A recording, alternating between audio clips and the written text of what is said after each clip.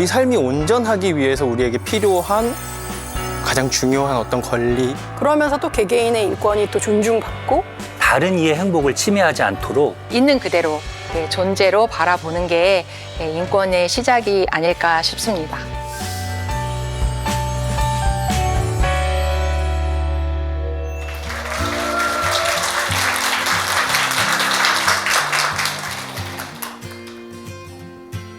안녕하세요. 저는 미등록 이주 아동의 목소리를 담은 책 잊지만 없는 아이들을 쓴 은유입니다.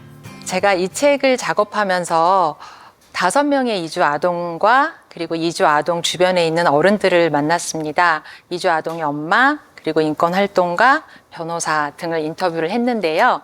우선 미등록 이주 아동이라는 말이 굉장히 생소하실 거예요. 처음 들어보시는 분도 있을 텐데 그 뜻은 이렇습니다. 미등록 이주 노동자 부모에게서 태어났거나 또 난민 신청에 실패했거나 등 다양한 이유로 체류 자격을 상실한 아이들을 말합니다. 네. 구체적인 사례로 마리나의 이야기를 들려드릴게요.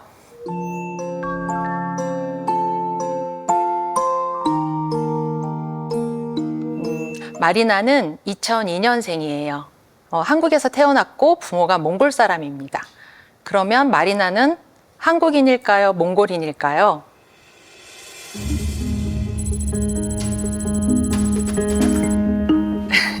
많은 분들이 갸우뚱할 텐데요. 네, 몽골계 한국인입니다. 예, 그래서 몽골계라서 외모도 한국인과 별다른 차이가 없어요. 한국말을 쓰고 한국 친구들과 어울리고 한국 음식을 먹고 잘 성장을 했습니다. 그런데 10살쯤 됐을 때 자신이 다른 아이들과 좀 처지가 다르다는 것을 깨닫게 되죠. 예. 고등학교를 졸업하면 한국을 떠나야 한다는 사실을 알게 됩니다. 유엔 아동 권리 협약이 있습니다. 예, 제28조 사망을 한번 보실까요? 예. 모든 사람은 능력에 따라 고등교육 기회가 개방되도록 적절한 조치를 취해야 한다라고 되어 있습니다. 한국은 1991년 유엔 아동 권리 협약 가입 및 비준 국가가 되었거든요. 그래서 우리나라에 있는 아이들은 체류 자격 여부와 상관없이 고등학교까지는 교육을 받을 수 있습니다. 이렇게 마리나도 이제 학습권이 주어져 가지고 학교를 다닐 수 있었는데 외국인 등록번호가 없는 거예요. 우리로 치면은 주민등록번호가 없다 보니까 많은 불편을 겪게 되죠. 예. 초등학교에 들어가면 학교 홈페이지에 가입해야 되잖아요. 근데 그때부터 좀 난항을 겪게 돼요. 휴대전화 개통도 안 되고 또 의료보험 가입도 안 돼서 감기만 걸려도 굉장히 비싼 병원비를 내게 되고요. 여러 가지로 합법적인 체류자가 아니라는 이유로 그 공적 시스템, 공교육 시스템에서 다 좀 배제가 됐었죠. 가장 큰 불안은 체류 자격이 상실되는 고등학교 졸업 이후 부모의 국적국으로 추방된다는 사실이에요. 예. 제가 마리나를 만난 시점이 마리나가 고3 여름쯤이었어요. 몇 개월만 있으면 고등학교를 졸업하게 되잖아요. 그러면 이제 신분이 너무 불안정해지니까 뭐 미래를 설계할 수도 없고 몽골에 한 번도 가본 적이 없어요. 몽골 언어도 모르고. 왜냐하면 마리나는 부모님이 청각장애인이었거든요. 그래서 약간 부모님의 어떤 그 통역사 노릇까지 하면서 가장처럼 부모를 또 돌보면서 지내는 그런 상황이었습니다. 예, 그런 상황에 처해 있던 마리나가 피해 당사자로서 국가인권위원회에 진정을 넣어요. 나에게 체류 자격 심사 받을 기회를 달라. 나는 아무것도 선택하지 않았다. 그렇잖아요. 내가 미등록 이주 아동이 되고 싶어서 된 것도 아니고 한국에서 태어나고 싶어서 태어난 것도 아니잖아요. 네. 그렇게 해서 20년 3월에 희소식이 왔어요. 인권위에서 장기 체류 미등록 아동에 대해서 무조건적인 강제 퇴거를 중단해라. 그리고 체류 자격 여부를 심사할 것을 법무부 장관에게 권고를 하게 됩니다. 좋은 소식이 나왔습니다. 그 다음에죠. 예, 법무부에서 마리나처럼 한국에서 태어나서 15년 이상 산 장기 체류 아동에 대해서 특별 체류 허가를 결정했어요. 네, 그래서 마리나에게는 체류 자격이 생겼습니다. 예, 그래서 마침내 스스로의 의지와 또 주변의 도움으로 살아갈 자격을 되찾았죠. 그리고 다음에 이제 카림하고 달리아 남매 이야기를 또 들려드릴게요. 카림이랑 달리아는 우즈베키스탄에서 태어났어요. 근데 남매거든요. 이제 각각 2살, 4살 때 사업을 하는 부모를 따라 한국에 들어와요. 남매가 모두 국어와 역사 과목을 좋아해요. 성적도 아주 우수했고요. 그래서 카림 같은 경우는 역사 덕후예요. 그래서 역사 골든벨 전국 대회에 나가서 이제 우승을 할 정도의 실력이었고요. 그런데 한국사 능력 시험에 응시할 수 없었어요. 외국인 등록 번호가 없기 때문이죠. 예, 카림은 이렇게 말했어요. 태어난 건 죄가 없는데 왜 차별당하고 꿈도 못 이루고 고통받고 살아야 하나요? 예, 라는 물음을 던졌습니다. 예. 다음에는 이제 페버예요. 페버는 한국에서 태어났어요. 마리나처럼. 근데 한국에서 태어난 아프리카계 한국인이죠. 예. 부모가 나이지리아인이고요. 예. 태어나서 9살 때까지는 합법적인 체류 자격이 있었어요. 그런데 9살에 그 페버의 아버지가 일이 있어서 본국에 들어갔는데 나올 때 갑자기 뭔가 문제가 생겨가지고 체류 자격이 상실되게 됐어요. 그러니까 페버 입장에서는 어느 날 갑자기 자기가 합법적이지 않은 존재가 된 거죠. 운명이 갑자기 하루아침에 바뀐 거죠. 피부색이 짙잖아요. 그러다 보니까 인종차별까지 당하게 된 거예요. 친구들과 이렇게 다투고 이랬을 때도 친구들이 야, 이 불법 체류자야. 당장 너희 나라로 가. 막 이런 말을 듣기까지도 했어요. 그래서 제가 페버에게 물었어요. 많은 사람들이 너네 나라로 가라. 왜 계속 한국에 있냐? 이렇게 말하는데 그런 사람들에게 뭐라고 말해주고 싶느냐라고 말했을 때 페버가 이렇게 말했습니다. 똑같아요. 저도 한국에서 태어나서 자랐으니까 한국에 살고 있는 거예요. 제가 만약에 나이지리아에서 태어났으면 아마 그곳에서 살고 있을 거예요. 라고 말했습니다. 네. 살던 데서 살고 싶은 것은 우리 모두의 마음이죠. 네. 우리는 언제부터 어떤 이유로 이주 노동자 혹은 미등록 이주 아동에 대해서 편견을 갖게 됐을까요?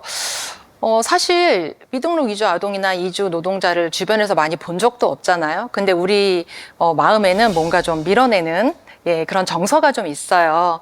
다양한 여러 원인이 있겠지만 그 중에 하나로 저는 불법 체류자라는 말을 꼽고 싶습니다.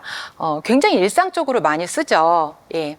근데 정확히 말하면 그분들은 불법 체류자가 아니라 체류 기간 초과자, 혹은 서류 미비 노동자 라고 부르는 것이 맞습니다. 2018년 12월에 UN 인종차별 철폐위원회에서 한국 정부에 권고를 하기도 했어요. 불법 체류자라는 말을 쓰지 마라 라고요. 그 계기가 됐던 사건이 있습니다. 공사장에서 일하던 외국인 노동자가 법무부의 불법 체류 단속을 피해 달아나다가 7.5m 높이에서 떨어져 숨지는 일이 있었습니다.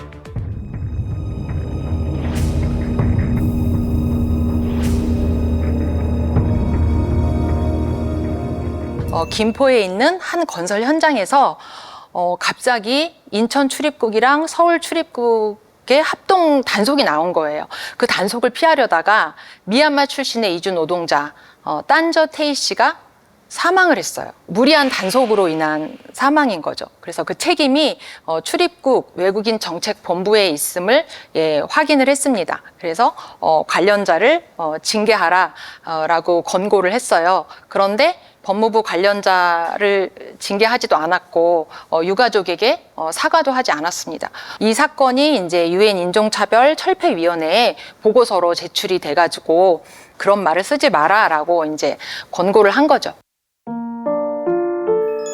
독일의 철학자 니체가 짜라투스트라는 이렇게 말했다라는 책에서 이런 말을 했어요. 보다 먼 이웃을 사랑하라.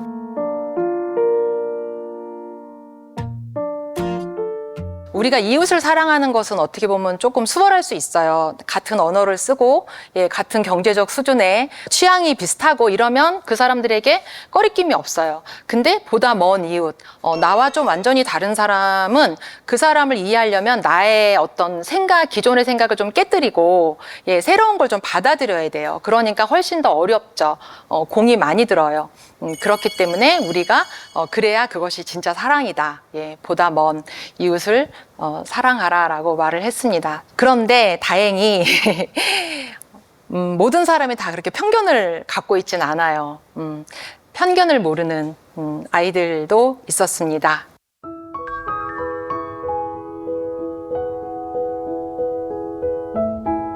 민혁 군은 이제 이란 국적이고요. 7살에 부모님을 따라서 한국에 들어왔어요. 이란이니까 종교가 이슬람교도인데 친구를 따라서 일요일에 교회를 간 거예요. 교회를 갔는데 찬양도 하고 뭔가 굉장히 활발했대요. 그래가지고 너무 재밌고 그래서 매주 가다 보니까 이제 교회를 다니게 된 거죠. 근데 체류 자격 비자 기한이 이제 끝나서 본국으로 돌아가야 하는데 그렇지만 이슬람 교도들은 종교를 바꾸는 게 굉장히 큰 문제잖아요. 그래서 이란에 돌아갔을 때 뭔가 좀 생명의 위협이 있을 수도 있다 해서 종교 탄압을 이유로 중학생 때 난민 행정 소송을 해요. 근데 2심에서 불인정이 나왔습니다. 불인정이 나오면서 2주 내로 한국을 떠나라라는 이제 판결이 나왔어요. 담임 선생님한테 얘기를 하려고 갔는데 담임 선생님이 그날 휴가셔가지고 그 옆자리에 있는 이제 국어 선생님한테 자초지정을 처음으로 이제 말씀을 드렸어요. 국어 선생님이 이게 무슨 일이냐, 안 된다. 아이들에게도 얘기를 해요. 민혁이가 지금 이런 상황에 처했어. 민혁이를 돕고 싶은 사람은 다 교무실로 와라. 이게 점점점 소문이 나고 나중에는 옆 학교 아이들까지 다 들어와서 한 180명이 된 거예요. 많은 액션을 합니다. 청와대 국민청원도 넣고 또 출입국 관리사무소 앞에 가서 피켓 시위도 하고.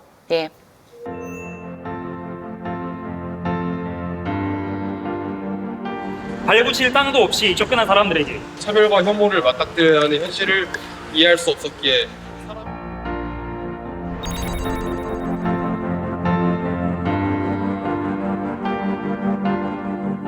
민혁 군이 이제 친구들에게 물어봤대요. 너희들 왜 나를 돕니? 라고 물어봤더니 친구들이 이렇게 말했대요. 내가 너를 돕지 않고 그래서 네가 이란에 돌아갔는데 혹시라도 무슨 일을 당했다는 소식을 듣게 되면 평생 지우지 못할 죄책감을 갖게 될 것 같아 라고 말했다고 합니다. 그러면서 제 친구들 참 멋있죠? 라고 말했어요. 진짜 멋있는 친구들인 것 같아요. 어떻게 됐을까요? 민혁 군의 소식이 해피엔딩입니다. 3년 만에 난민 지위를 인정받게 됐어요. 그래서 민혁과 친구들은 그 이후로 편견과 혐오의 벽을 허무는 인권 강사로 열심히 활동을 하고 있습니다. 미나시타 기류라는 일본의 사회학자가 이렇게 말했어요. 부모를 골라서 태어날 수 없는 아이들의 평등을 지켜주는 게 공적 자원의 전제가 돼야 된다라는 겁니다. 그렇죠? 지금 미등록 이주 아동의 숫자가 2만 명 정도로 추측되고 있어요. 결코 적은 숫자가 아닙니다. 친분이나 지위도 굉장히 불안정해서 정말 있지만 없는 아이들, 또 그림자 아이들, 유령 아이들로 불리는 굉장히 좀 가슴 아픈 그런 상황에 놓여 있었습니다. 정말 기쁜 소식은 2022년 1월에 국내 출생 불법 체류 아동에 대한 조건부 구제 대책이 나왔어요.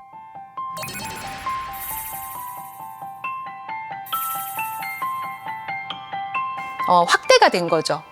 국내에 출생했거나 또 영유아기에 입국해도 돼요. 6세 미만에 입국한 경우는 6년 이상 한국에 살고, 영유아기가 지나서 7살 이상에 입국하면은 또 7년 이상 살고, 국내에 체류하고 공교육을 이수하면 체류 자격을 심사받을 기회를 부여하라라는 그 결정이 나왔습니다.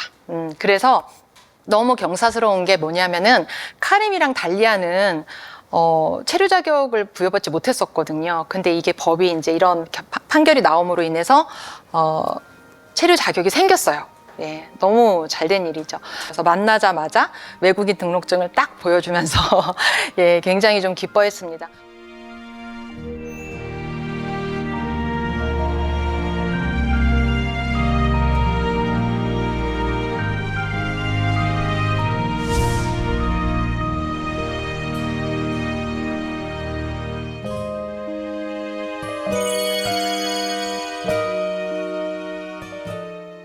우리는 왜 미등록 이주 아동에 대해서 알아야 할까요? 국내 거주자, 국내에 거주하는 사람 중 외국인 비중이 5%가 넘으면 다인종 국가가 된대요. 근데 우리나라가 거의 5%에 육박하고 있습니다. 그래서 다인종 국가면 우리가 서로에 대해서 알아야 되죠. 우리의 삶은 다 연결되어 있으니까. 가장 어려운 사람을 어떻게 대하는지가 국가 인권을 측정하는 지표라고 합니다. 미등록 이주 아동이 살기 좋은 사회는 아마 모든 아이들이 존중받는 사회가 아닐까 싶습니다. 그리고 존중받는 아이들이 어른이 된 사회는 혐오와 차별이 없는 살기 좋은 안전한 사회일 것이라고 생각을 합니다. 네, 제가 준비한 이야기는 여기까지 하겠습니다. 감사합니다.